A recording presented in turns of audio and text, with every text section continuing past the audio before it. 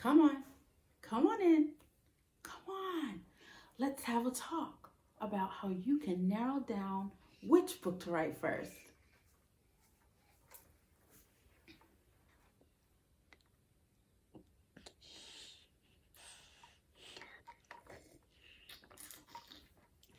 Everybody grab their drinks.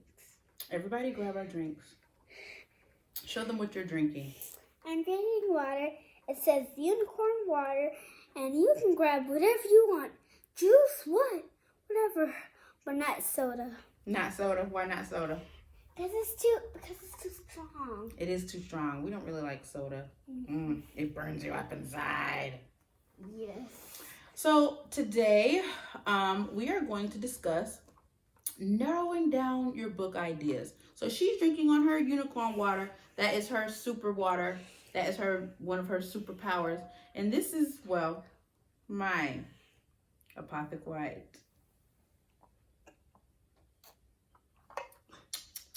Yummy. Yes, give me.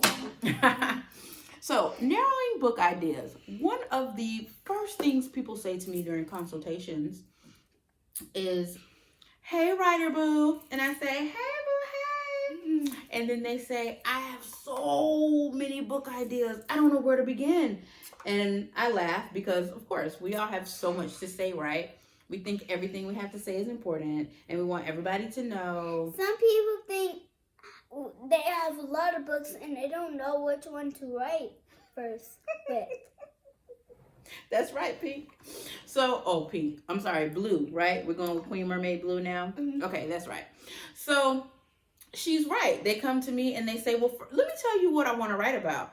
And then they give me literally like 5 different book ideas. So I want to show you how you can narrow these down, because if you're stuck between which of the 5 you want to write, you're never going to write. And then you're going to die with all of these books inside of you, and you aren't going to change anybody's life. You aren't going to motivate anybody. You aren't going to encourage them. You aren't going to educate them. You aren't going to entertain them. So the first thing you should do is, can you read that? Where it says 1? List all of the ideas. Great. Thank you, Queen.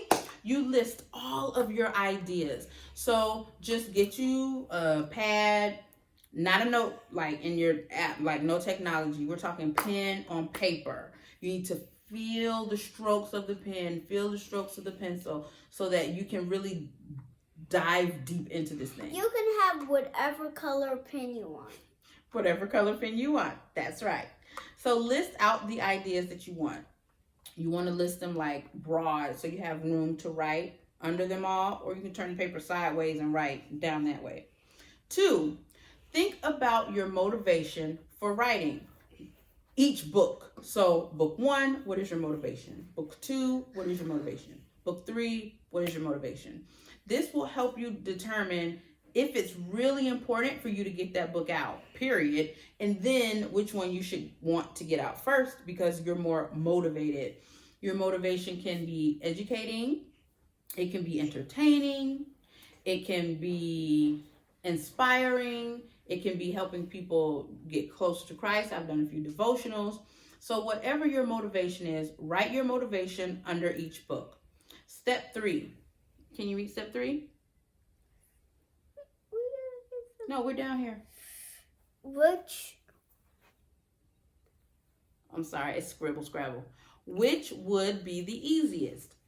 Now, in your writing, so 9 times out of 10, we're sticking with the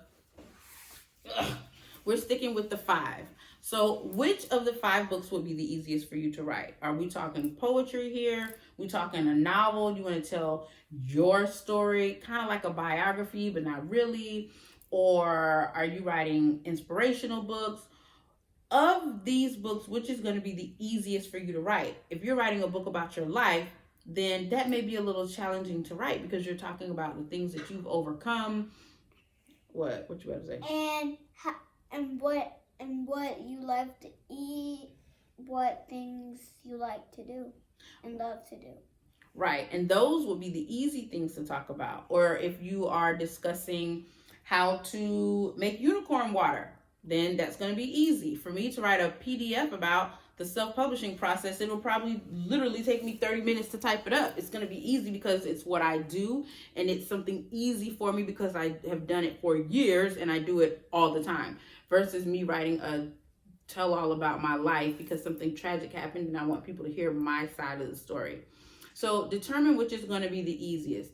Now, once you've done that, this is probably going to be the book that you start with, because if it's easier, that means when you get stuck in the writing, when you're down in the trenches and you're having writer's block, or the writing just isn't flowing out, you'll be more likely to keep going and keep trying because it's easier for you to write. Additionally, with step number 4, which one are you the most passionate about? Usually your passion and your motivation go hand in hand. So whichever book is going to be the easiest for you is probably also going to be the book topic that you are the most passionate about. So when writing does get hard and you're feeling like, oh my gosh, I'm never going to get this done, you can use that passion to fuel you. Yes, I want to help people. Yes, I want to motivate people. I feel like God gave me this book so that I can inspire someone. That passion that you have inside of you is going to drive you to finish that book. Talk about flying planes or drinking wine, coping with loss because someone passed away or you had a bad breakup. Whatever it is that you are passionate about is going to be what's easiest for you to write about because the passion burns so deep. Or you had a baby. Or you had a baby. Hey girl, I had 2.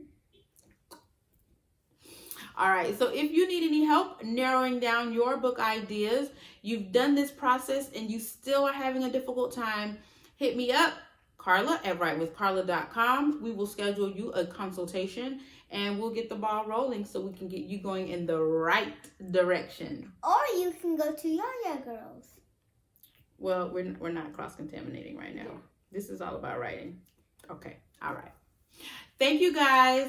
Happy writing. Hope you had a great day watching this show, and if you love it, subscribe or put a thumbs up. Happy writing.